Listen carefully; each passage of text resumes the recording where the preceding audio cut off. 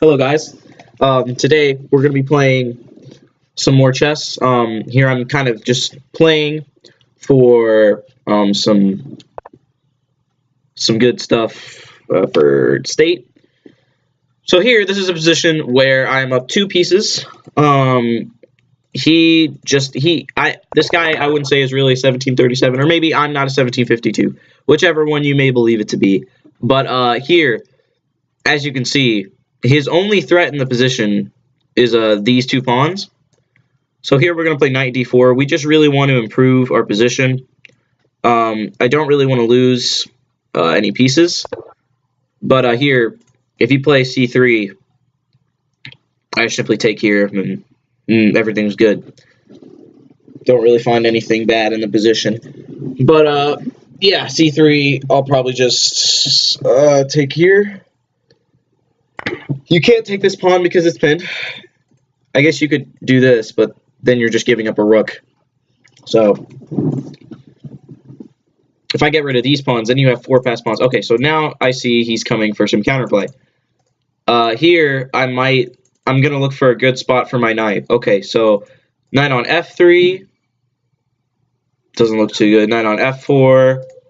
Controlling these squares might be important. Putting this bishop here, giving this king a wall. So I think I like knight f4, even though it's not protected, because I want to control these squares. And then if he doesn't play king d3, then I want to play bishop e4, and I want to control these squares. And then the king can never get past. Okay, so he took this free pawn.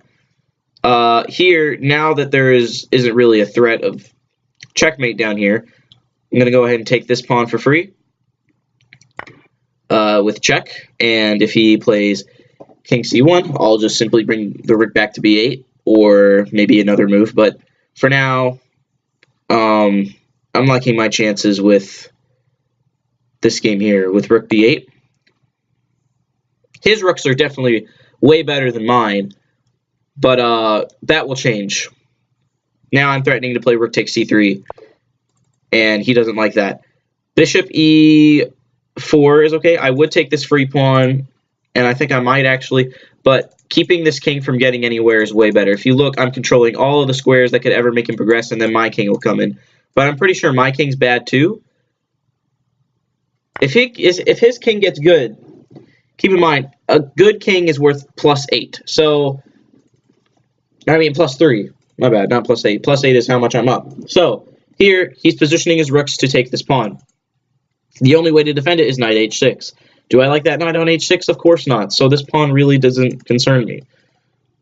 Also, I could simply play rook d8 here and keep him from taking, which is probably what I'm going to do.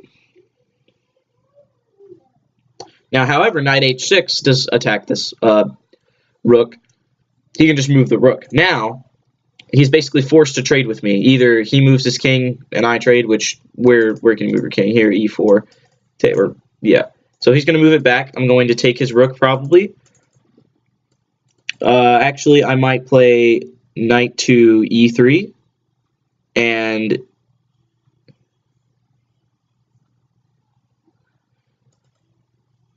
I'm going to take this rook, actually, and then play knight to e3. I realized here, if I play knight to e3, immediately he just takes here on f7 and has chances of winning. Now, if I play knight to e3, he has none of that. Or let's play knight to e4, maybe. Because I have a discovered attack wherever I go. Knight e4, I like my knight on e4.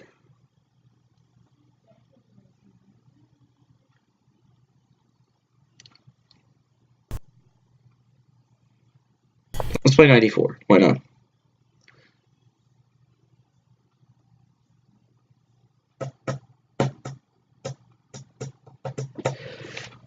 I don't really know where my knight's dream position is here. I'm pretty sure d4. I meant to say d4, not e4. However, knight on e4 would look good. The rook is now on d6, and now if I play bishop to e6, I can pick up that pawn on a2. However, my knight is attacked. So I'm probably going to play bishop e6, and once he moves his rook, taking on e5 here in this position, which I didn't see, we will simply what? we will simply play knight to c6, maybe. We could play rook to c8, but I think I will just move to c6. If he plays rook c5, we can play knight to e7, and then maybe reroute to g6, and then maybe back to e5. But I think here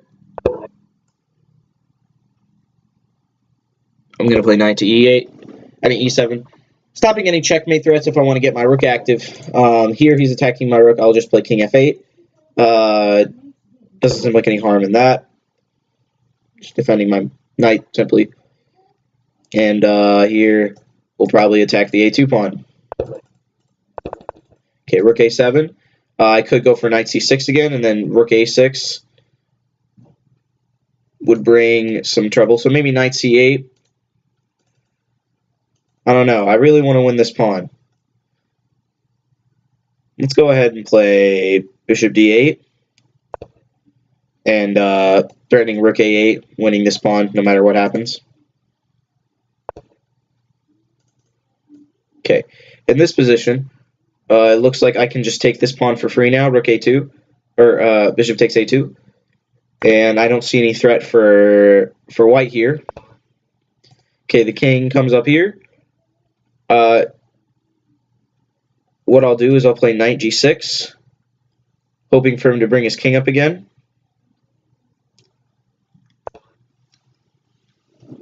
Hoping for him to play king d3 with knight e5, winning his rook.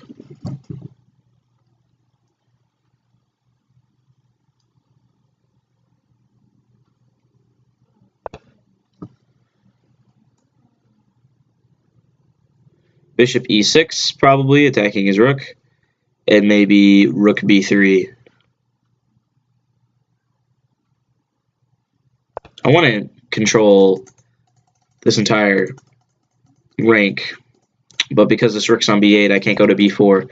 Rook c7. Okay, so rook c7 defends the c3 pawn, is all I can see in it, so I'm probably going to play rook to b5, trying to cut off as much space as I can. I really want to trade off the rooks. Maybe there's a better move with knight e7 here. Hoping for c4. Well, not for c4. I mean, what else would you play here? I mean, you have to move the king or the rook, and if you play c4, you stop knight e7, knight e5. I know what I'll do. I'll play... I mean, rook b5... If you take, I get to do this and take, which is probably what I'm going to do. But what else does rook b5 do? Other than intentionally hang a rook. I mean, you can't check. So...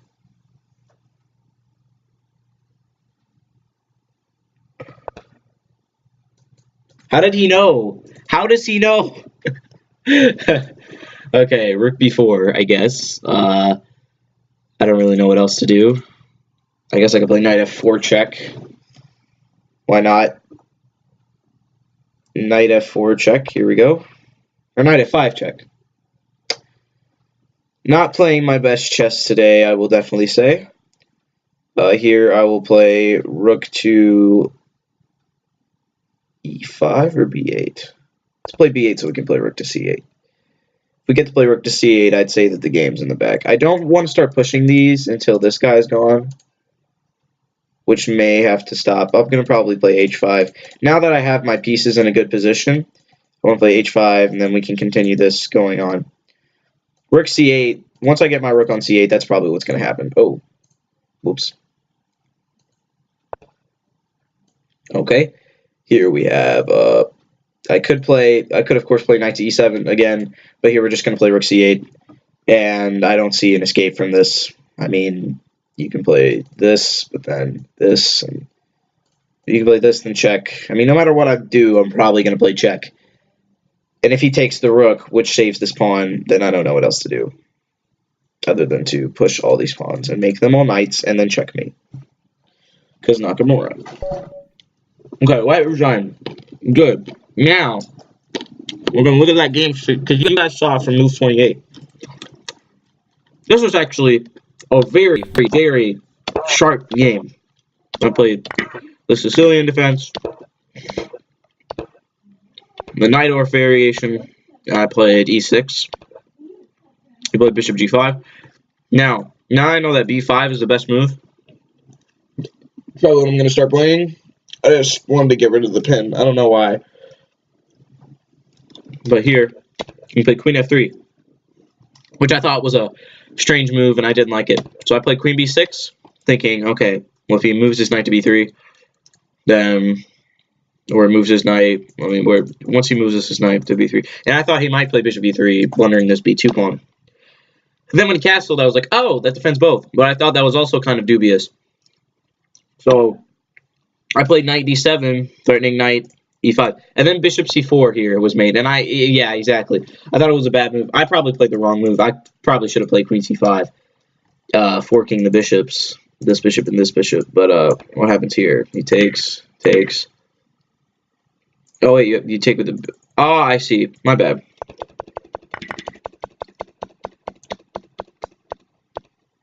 Okay, so here, you're supposed to play queen c5. He takes, you take here. And then he sacrifices. Okay, this is too sharp for me.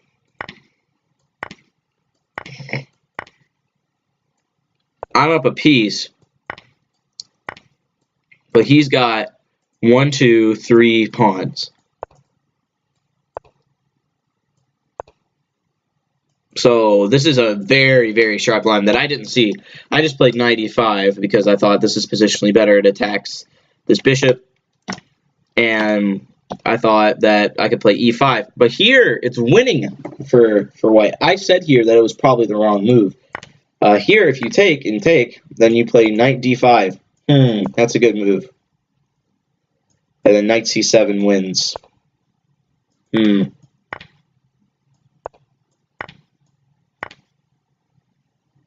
That's a rough continuation. Alright, well, he played knight d to e2. I took the pawn. He played knight d5, and this was the losing move, for sure. Here I just get a free piece, and I took the free piece. And here, you just lose. And when I played bishop e6, I obviously thought, well, queen d3 is the only move. If you play anything else, you lose the knight. Played that. I took the queen. We traded. And d5 was actually what I saw in my brain earlier, but I just dismissed it and thought, well, I want to keep my pawns where they are. And then when he played that, he just lost another piece. So he just kept wanting to lose pieces. And yes, here I thought, well, I want to protect my king just to make sure nothing bad happens. But obviously bishop e5 here is better because I protect the b7 pawn, and there's no rook d7 ever. But instead I played bishop h5. And I castled and let him play rook d1. And I didn't really care. Because I wanted to get my rooks in a good position. Either he takes or he lets my rooks get really good. And here, I thought this was just over. I have my bishop here and my knight here. They're in the center. I have my rooks aiming at his king. He played c3. I took the free pawn, and I probably should have taken another free pawn here, but this might be harder. And yeah, I can just play. There's a mate here. Yeah, this is definitely very, very, very, very scary. Yeah, and then just simply mate. Well, I missed that, obviously. And here, after king d2, I play knight f5. He took the he took the pawn. And then I took his pawn, and he played king c1. I played rook b8, rook bb8. And then he played king d2. I played bishop takes h3. He played rook a7. I played rook d8, and then he played king there, and we traded rooks. And I thought knight d4 was good because my knight's in a good position. Obviously, you can't take here because I'll take the rook. So, I mean, your position's already lost, but might as well not lose it more. He played rook d5. I played bishop e6, missing that I could lose this pawn, I will admit. And then I played knight c6, and we kind of repeated a little bit. I was hoping that his king, with knight g6, that his king would come here so I can check and win the bishop and win the rook. Because this rook was really annoying. I don't know why I didn't push any of these pawns, but apparently the computer says not to push any of them, so I'm glad I didn't. Here, I played bishop e6, and then knight e7, threatening, obviously, knight d5, and then eventually, oh, my bad. Let's go back to the position we were at. here with I play king f8 defending the knight, rook a7 defending his a2 pawn, bishop d5, basically saying I'm going to play rook a8 and you either have to trade rooks or I win your a2 pawn and restrict your king from doing anything. However, let's say he was to play here. I played rook a8 and he plays rook rook d7. If I was to take here, not so good because of mate, but I would probably have just taken. So he played rook d7 anyways. I took here on a2 and I played knight g6, threatening obviously if you come here, I come here again, and I had some idea of like intentionally losing my bishop on d3, but those were obviously bad. Bishop e6, rook g7, and we're kind of repeating, but not really. Knight e7 again, threatening obviously, and I intentionally blundered my rook because I wanted to, like here, I saw this line. It may be king c7. I sacrifice the knight, and you can't catch it. So yeah, I was intending that to happen. And knight f5, king c3, rook b8, and c5. Rook c8, and black resigned. Because if you move the rook, I take, and if you trade rooks, I just get a queen. What was that? Those do. Well, anyways, thank you guys for watching this game. I hope you learned something. This endgame was just basically kind of boring. I did better and my opponent didn't, and I missed a couple tactics, but that's okay. I'm going to go ahead and give this computer analysis to see what it thinks of the game. Let me delete all the other variations that I made.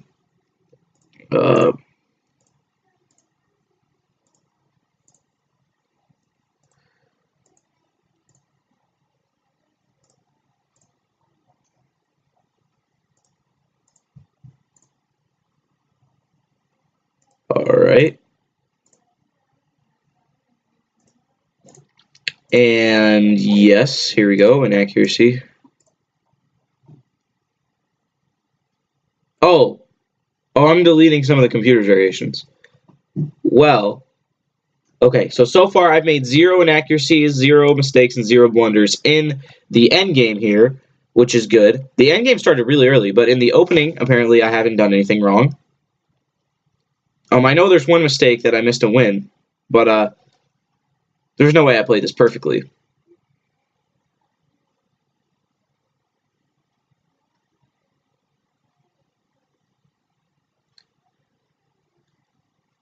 Okay, I blundered once, which was with e5. Right, that was the one blunder.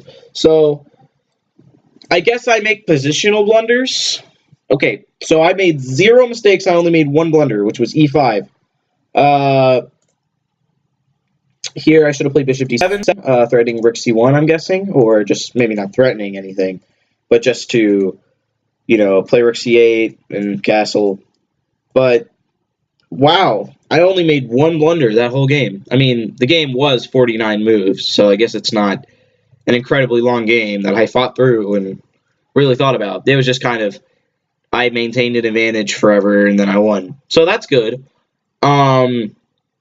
The fact that I made 0 inaccuracies is something that I'm proud of, because usually I'll kind of play along. That basically shows that if you don't know what an inaccuracy is, it's basically saying that you chose the right plan and you followed through with it. So that means that I'm kind of building the memory to have the right plan, which is one of the most important things. Everybody will make their occasional blunders. Everybody will, mess up. But as long as you have the right plan, you're going to be a great chess player, is what I've been told. So it's good that I made no inaccuracies. I made no mistakes. Made 1 blunder that I guess is hard to see. I mean, honestly, White has tons of tactics here. They have a knight in the center. They have a bishop over here, queen over here, rook over here. Rook's going to be brought in the game here. It's Black's job to maintain equality. White's moves are kind of easy. Maybe f4, e5. That's why I kind of wanted to play e5, because I wanted to get e5 with tempo, win this pawn, and keep any center breaks from him. But d5 is a blunder due to knight d5 after takes and knight d5. Not so good. You have to retreat the queen. I'm pretty sure that's what it was. Let's look at e5. e5 takes, knight d5, and queen c5 and knight c7. This is simply just losing. And actually, this is a good lecture. This is the reason e5 is bad is not because it gives up the dark squares, but it's because I have not castled yet. So that is a good lesson to learn. Castle, please. If I had castled earlier, a5, better move was bishop d7. So it doesn't want me to castle yet, but it doesn't want me to allow knight d5, because knight d5 and knight c7 is a bad combo. But anyways, thank you for watching this classical game that I played. I hope you guys enjoyed. Hope you guys learned something once again. And I'm not really here to just say,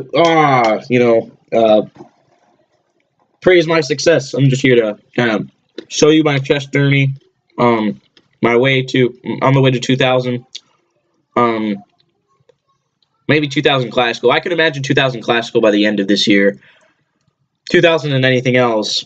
The only 2000 I could get in otherwise is probably Atomic or maybe Hyperbullet, but that's it. That's all I can think of right now. But anyways, thank you guys for watching, and I'll see you guys in the next video. Bye.